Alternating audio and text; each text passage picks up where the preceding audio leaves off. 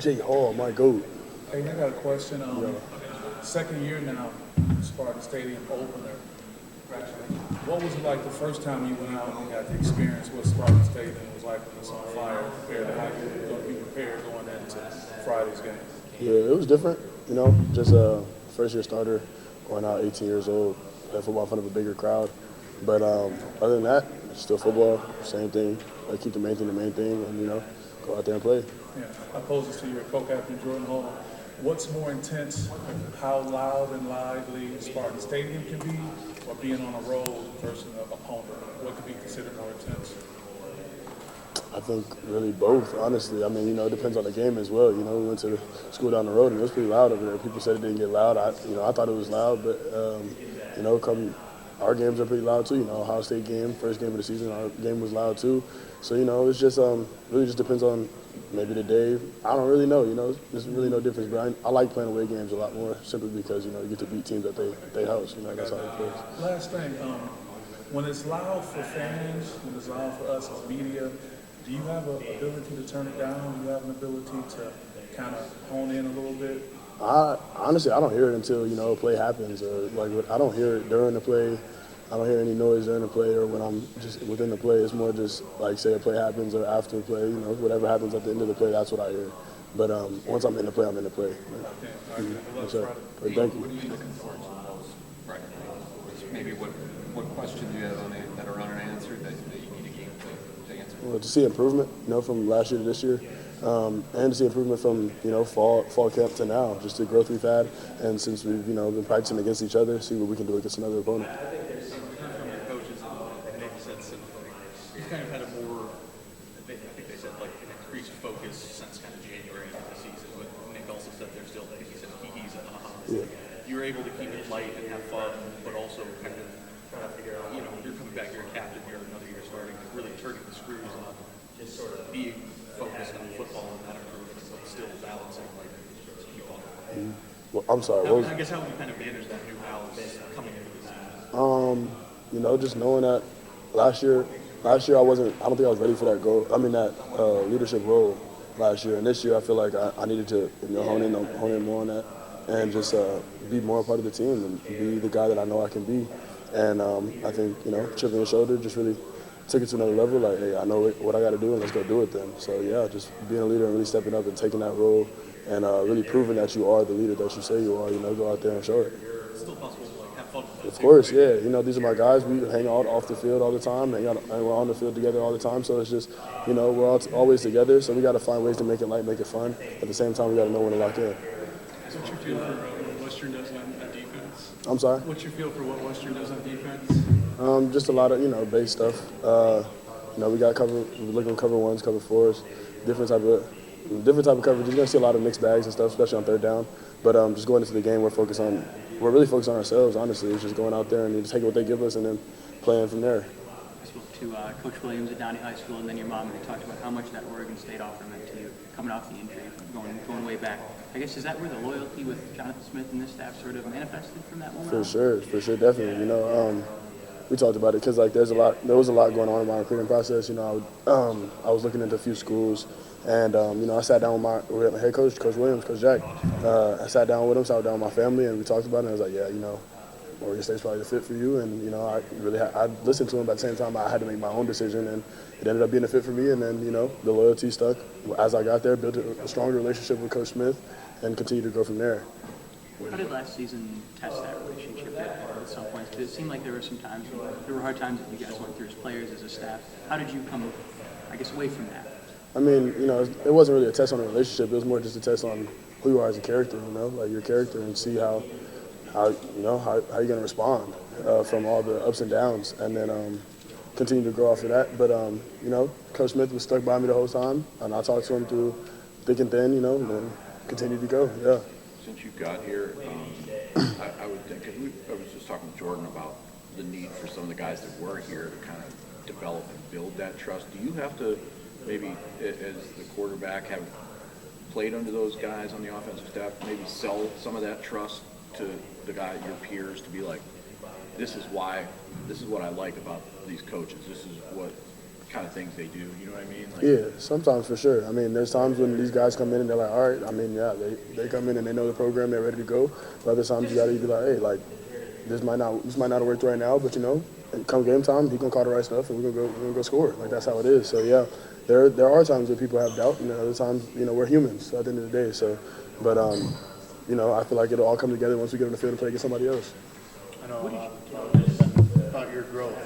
What area, if you have to say, has been most that you've grown? I think the mental side, you know, just being able to get on the board, seeing defenses before I go out on the field and see them, and a lot of that is thanks to Coach Boyer. You know, him coming and just helping me the time people don't see, the late nights and early mornings when we come in and talk to each other just one-on-one and really just take a deep dive into what we're going to see this week or see any week really. Just going to continue from there. So yeah. The Rutgers game last season, what did you say to your teammates after that game? I know it was one of those tough ones we talked about earlier. Yeah, you know, I mean, I said the same thing I said to the press. It's not going to look the same next year, you know, and if we got to do that without some of the guys that were in that room, then we had to, and that's what happened, you know, it is what it is. So, yeah, it was just, it was embarrassing, honestly. We talked about it, like, it was embarrassing, but it is what it is. We needed that. We needed to feel that so that we can come with a chip on our shoulder this year. What do you tell the new guys about that at the end of last year? What message do you convey to them? I mean, they know what it was. You know, they came in, a lot of the new guys are freshmen, but also the transfers, you know, they came in knowing that we didn't have the best year, but they saw the potential in the team, they saw the potential in the coaching staff, and we came out, and we're executing, and we're going to come out and play our best. when you kind of look at the run game, In training camp, can you tell me what you've seen from your? I'm sorry, can you start over? I'm sorry. Yeah, can you tell me what you've seen from the running backs, the growth of that throughout the course of training camp and where they're at going? I think all the backs are running the ball really well, you know. It starts up front, you know. So front five, they're doing a great job, you know, working through everything, really, just pushing through everything. You know, sometimes we get tired, stuff happens, somebody goes down, but you know, next guy up. I think we have a lot of depth there. And then going to the running back room, it's pretty simple. You know, they give them the ball, they go, and they know what to do on pass plays, pick up their checks. And, they're really smart. They continue to grow each day and improve each day. And, you know, you can play any of them, and they can go out there and execute just as well as the other. what about from a run standpoint for you last year? How much did you, and I'm talking more on not necessarily escaping, but plan, design stuff, how much did you get to where you want to be a part of that run game? And what do you see about this group maybe in front of you with the line this year that can allow that to happen? If I don't have to run, I'm cool. You know, it is what it is. But I know I can be a weapon using my feet, but at the same time, if I don't have to, then that's even better for me. If I can give the ball to somebody else and they can go too, then why I'm not a running back? You know, get the ball to the running back, let them go. But you know, whoever coaches need me, that's what I'm gonna do, and you know, keep going. Does that? I mean, how much does that help you maybe pick and choose those spots to be, you know, maybe use the element of surprise rather than okay? I mean, did you feel like extra eyes on you to run the ball from the defenses that you faced? I don't understand the question. I'm sorry. People knew you came in with the full threat ability to be a dangerous weapon in the run game. Did you sense that when the run game was struggling, that more of that defensive focus was on stopping you from running the ball? I get it. Yeah. I mean, it's not really a big thing, you know. Teams are going to game plan for who they see and who they see fit. And if they game plan for me running, then they game plan for me running. But at the end of the day, you have other guys that can hurt you on the field. So that's what I'm hoping to do every week, come out and use those guys until I have to do what I have to do. So, yeah.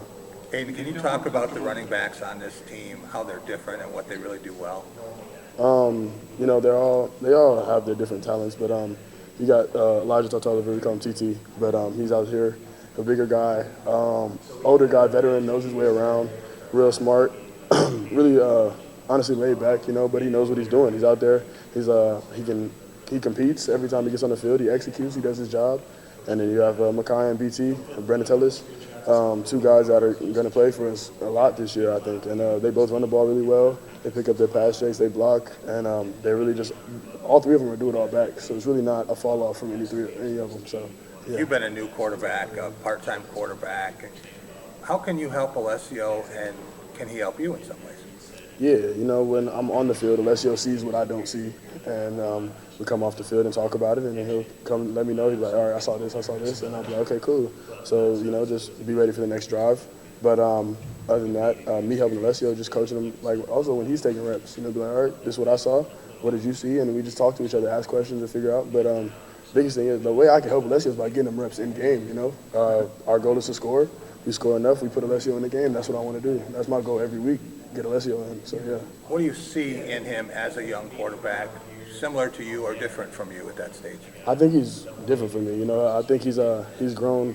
He's improved a lot since last year, but he's just really smart. He's smart, and I didn't have the, you know, I wasn't fortunate enough to, you know, be on the board with everybody when I was younger in high school. I didn't really do all the board stuff, but at the same time, I don't think Les did either. I don't really know honestly, but he's really smart on the board, and sometimes I have questions for him, like when he's on the board and stuff like that. So it's just like he's real smart and he can make every throw. So I have 1,000% confidence in Alessio, and I love Alessio's game.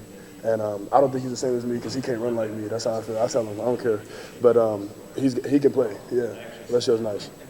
Last couple for Aidan. How much more comfortable do you feel just serving as a captain now, having gone through it, being an upperclassman? Do you feel like you're in a better position this year to have that title, I guess, compared to a year ago when things were still pretty new? A lot more comfortable for sure. You know, last year I felt like I don't feel like it was a lot of pressure, but I still put more pressure on myself than I needed to. And at the end of the day, this year it's like, okay, it's me and then it's my guys, and it's all 11 of us versus all 11 of y'all. So it's really a lot of pressure taken off of me because I have 11. These are one of the best 11 or 10 other guys that I've played on the field with before. So it's just it's a great thing to see, and I'm just excited to go out and play against another team. What makes a great captain? Somebody that you want to follow. Like if you see somebody that you want to be like, okay, I want to play for this guy, I want to be with this guy. Like Coach Smith is a captain. That's how I feel. He's a guy that I want to be. You know, I want to go to war for him. I want to die for him. Like that's how this should be. And if you don't want to feel that way, if you don't feel that way for a person, they shouldn't be a captain. Is that a hard vote to make, or is it pretty clear? I think it's a hard vote to make. I voted for some guys that didn't get picked. You know, and it's just I think there's a lot of guys on this team that have the capability to be a captain. And if we could all be captains, we would. Like, that's how it is. I think everybody on this team is a leader in general. I think everybody on this team has a say. And, like, we talk about it all the time. If you're a freshman, you can speak up to a senior, and we should listen to you. Like, no matter how it sounds, no matter what you say, we should be able to listen to you. Whether veteran starter or not a starter at all, it is what it is. You know, we should be able to talk to each other and lead. Yeah. Is there a different feel for you going into this season opener compared to when you were at Oregon State last year as well? Yeah, Oregon State, I had no responsibility, so I was just, you know, going out there like, okay, I know what's going to happen. They're going to come out, and then hopefully they score enough to put me in the game. But last year, it was like, okay, got to go out and make plays. I'm back on every single drive, so let's go do this. But this year, it's more just like, okay, I know what I have to do. I got my feet wet last year. Let's go execute. Thanks, Aidan. Thank you. Thank you.